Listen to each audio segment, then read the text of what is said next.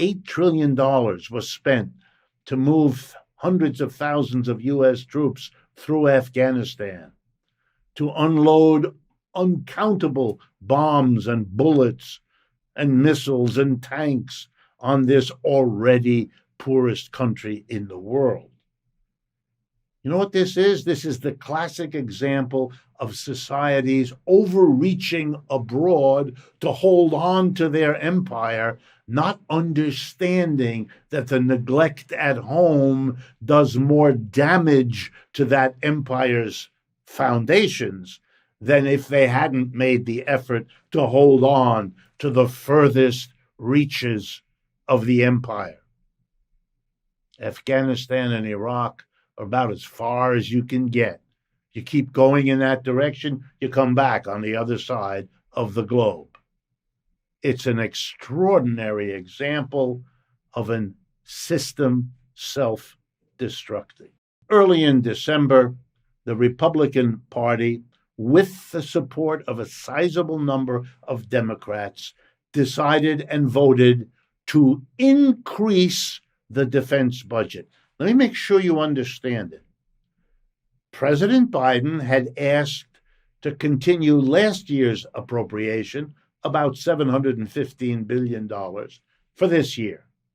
Even though the major war we were involved in was brought to an end, obviously meaning we don't need to spend as much, President Biden, to keep everybody from freaking out that we might be getting that thing we used to call a peace dividend from a war that Mr. Biden told us was long overdue to be ended, we're not getting. Mr. Biden asked level funding, $715 billion.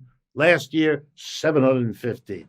But the Congress overruled him, and they added $24 billion more. So we're going to be spending more on defense after the war is over than we were spending when the war was going on. Here's the lesson.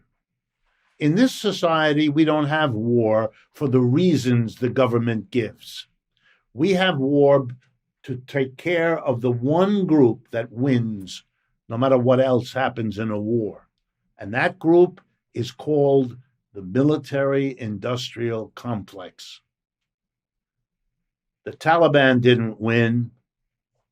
They suffered enormously. They came out on top at the end, but to call what they had to go through for 20 years a win, that's a stretch. The United States clearly lost. The cost was enormous. Dead Americans, dead Afghani citizens, innocent ones, civilians, military, horrible.